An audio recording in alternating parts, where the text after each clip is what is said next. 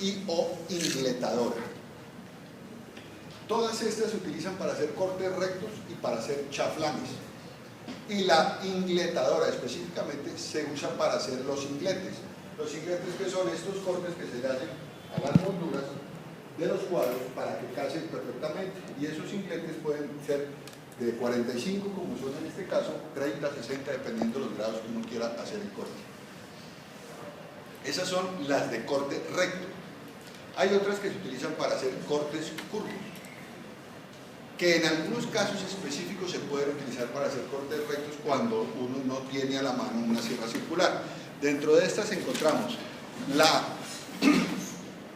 caladora de banco, que es la que ustedes han visto, si han ido alguna vez a una feria artesanal, han visto un tipo, una niña que está haciendo el aviso y el corazoncito para darle I love you, te quiero, y un corazón en madera, que es una cosa que va haciendo así. Esa es una caladora de banco. También existe la caladora de mano o llamada de vaivén, que es completamente diferente. En la caladora de banco uno va moviendo la pieza que quiere cortar, y en la de banco y en la de mano uno va moviendo la sierra y va haciendo los cortes. Esas son las dos más importantes de cortes curvos. Otra que se utiliza para cortes curvos es la sierra sin fin. Sin fin. Se llama sin fin porque no tiene ni principio ni fin. Es un motor que viene acá con una polea y arriba hay otra polea y hay una sierra sin fin, que es metálica. Entonces lo prende, comienza a girar y no tiene ni principio ni fin, y uno pasa la pieza sobre un tiento. ¿Sí? Otras herramientas importantes, quizá la más peligrosa que existió hasta hace unos años, se llama trompo o tupi.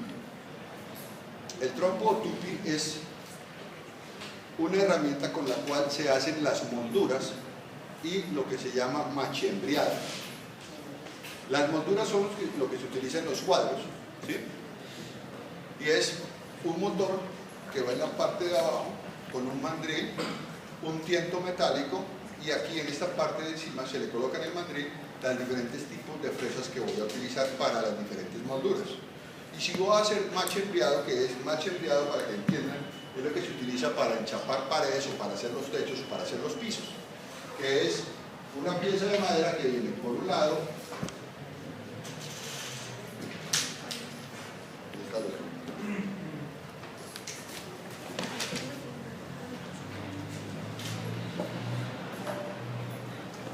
por un lado es macho y por el otro lado la hembra, entonces va uno ensamblando, y es lo que conforma toda la parte de los techos o los pisos o las paredes cuando las se enchapan.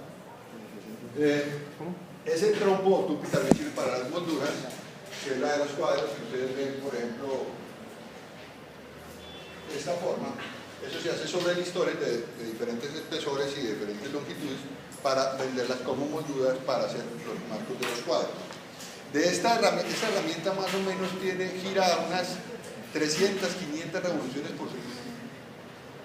100.000 revoluciones por minuto. Eso es a lo esgualetado. De esta herramienta nace la otra, que es la ruteadora. O sea, el trompo o tupi es trabaja a manera de banco, y la ruteadora trabaja a manera manual. La fresa va en este sentido y uno la trabaja manualmente. En algunos casos específicos se hacen los bancos para voltear la ruteadora y hacer trabajos de molduras más pequeños, a menor escala. Esas son básicamente las herramientas que se conocen, que se utilizan hoy en día. Ya el serrucho, si lo utiliza un carpintero de más de 70 años, pues es viable. Lo normal es que no se use hoy en día. Hay otras herramientas súper importantes que se utilizan a nivel industrial, como es la sierra con la fresa con pantógrafo. ¿Ustedes saben qué es un pantógrafo? Un pantógrafo es cuando uno va a hacer una copia, un calco de una figura, y tiene como una X aquí, y aquí tiene uno lo que va a pasar sobre la figura, y aquí tiene el lápiz. Cuando uno comienza a pasar sobre la figura, aquí el lápiz solo va pintando la figura que yo estoy haciendo acá. Eso se hace, hoy en día hay pantógrafos de más de 20 unidades. Eso se utiliza para hacer talla en madera. y se utiliza para, por ejemplo, para hacer los muebles, los respaldares estilo Luis XV, cosas así, todas rococó. Entonces uno tiene una talla aquí específica y tiene 20 piezas de madera distribuidas en una mesa donde llegan las ramas de ese árbol, de ese pantógrafo, y yo simplemente estoy pasando sobre lo que ya está tallado y cada fresa va ejecutando sobre el palo de madera que tiene ahí la misma talla que yo tengo acá.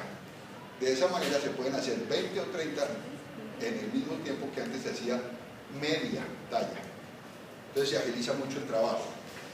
Entonces el trompo, el tupi, y de ahí sale lo que ustedes o muchos, algunos conocerán, que se llama el mototool. El mototool, que prácticamente no viene ni del tupi ni de la ruteadora, sino viene de la presa que usaban para arreglar los dientes. Esa se utiliza para pulir, para talar, para hacer muchas otras cosas. Esas son las herramientas básicamente para hacer cortes.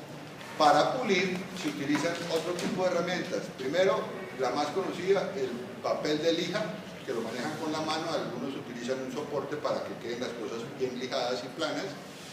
Está la lima y la escofina. Y la lijadora de banda.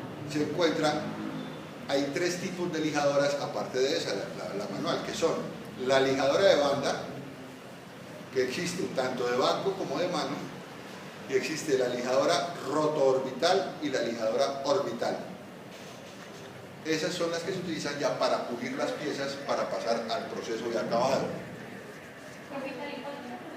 Orbital, rotoorbital, de banda, y la de banda se divide en de banco y de mano. Banco, mano.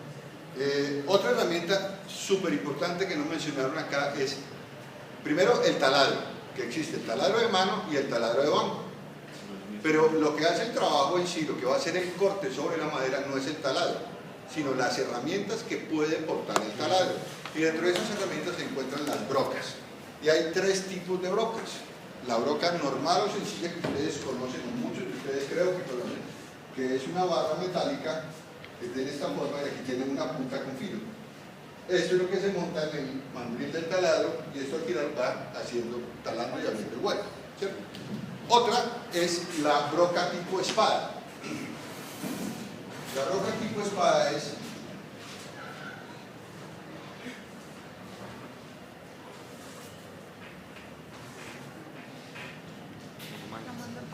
esta donde, en estos dos puntos de acá, es donde está el filo, y es para abrir huecos de mayor diámetro que las brocas, porque estas no vienen desde muy pequeñas, desde 2.5 desde 2 milímetros hasta 3 octavos más o menos, y esa ya puede llegar hasta pulgada y media, 2 pulgadas de diámetro. Salud.